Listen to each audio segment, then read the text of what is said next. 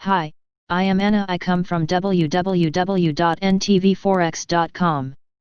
Asia Market July FOMC, a convincing September curtain warmer analysis. http ntvforex.com News ID 0FFD61 7/30/2023 49:40 AM.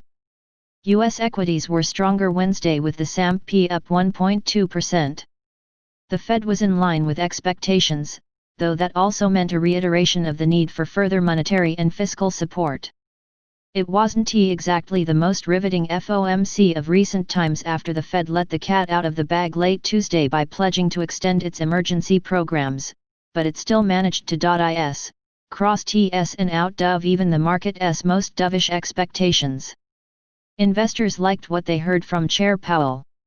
Indeed, this is a Fed that appears to feel the pulse of the economy despite the meeting coming in line with expectations and offering no new policy announcements. However, it did provide a suitable curtain warmer for a more resultant meeting in September. The FOMC statement was mostly unchanged, except for the inclusion of a factor that underscored the gravity the evolvement of the virus would have on the economic outlook, a theme that was reinforced in the press conference as the chair noted that there is evidence that the pace of the recovery has slowed since mid-June due to virus concerns.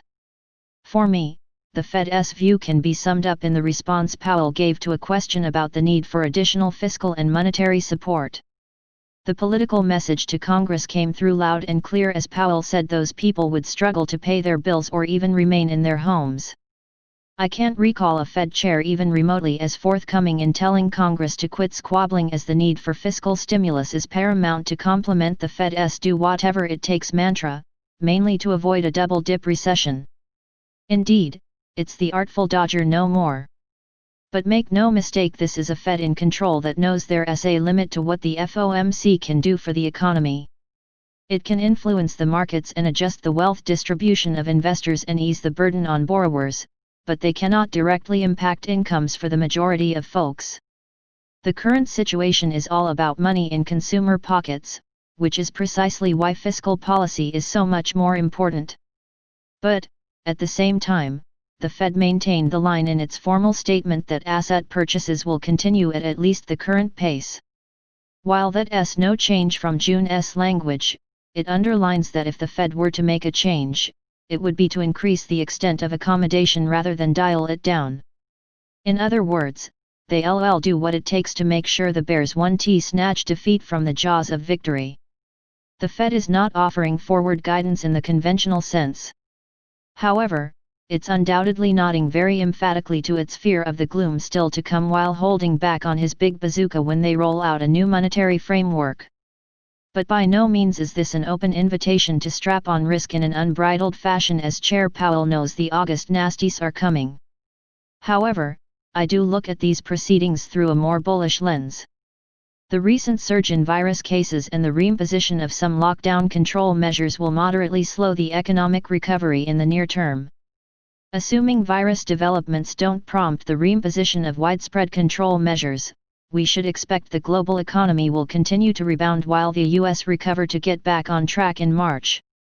So the FOMC July inactions can be very well lined up to the idea that the Feds don't want to increase the sugar drip right now, as their guidance is holding the markets in balance while preferring to wait until September to top up the punch bowl when consumers are hopefully more mobile, instead of turning up the drip when folks are taking refuge in the safety of their apartments.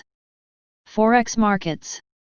Wednesday Fed meeting lived up to its expectations as a critical curtain warmer ahead of the FOMC's big guns getting rolled out in September when the new monetary framework gets released.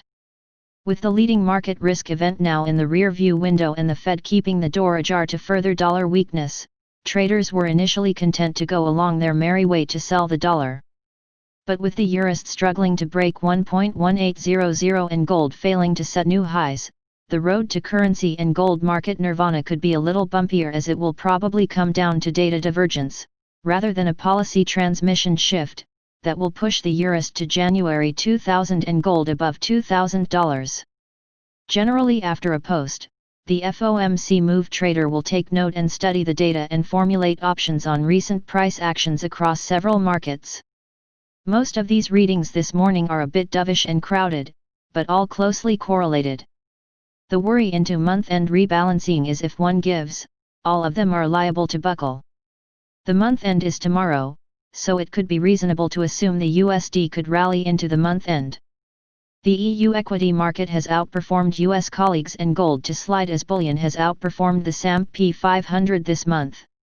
Keep in mind this is an imperfect science and all loosely based on risk parity propensities. After month-end, and with zero hawks on the board, the markets will probably lean towards the well-held adage that when the Fed is in an easing cycle, market reaction to Fed meetings tends to be on the dovish side, even when the market goes in with dovish expectations. But it does take two to tango. Euro CNH and the Chinese yuan strengthened in the New York hours as the Fed's dovish nod lent support Asian currencies. Similarly, the ringgit is veering for a weekly 4.24 post-FOMC target, primarily encouraged by the broad-based dollar weakness and continuing evidence of oil price stability. Today, local FX traders will be looking to trade the won as South Korean data in the form of department store sales will give investors better insight into consumer activities in June. Gold markets. Reuters reported that Chinese regulators are trying to temper China gold fever. As we alluded to during the recent ramp to $2,000 futures, it was all in the price action and easily visible as recent SFE opening salvos on Monday, Tuesday, and last Wednesday showed China's retail army of traders caught a case of gold fever, spurred on by the deepening rift between the United States and China. Still, this is unlikely to have any real shift in the longer-term prospects for gold.